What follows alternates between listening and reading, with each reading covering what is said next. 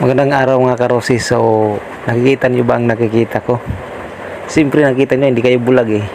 So, andito tayo ngayon sa Rosi Balogan Outlet. So, ito po ang mga bagong labas ng Rosi Ram Cycle.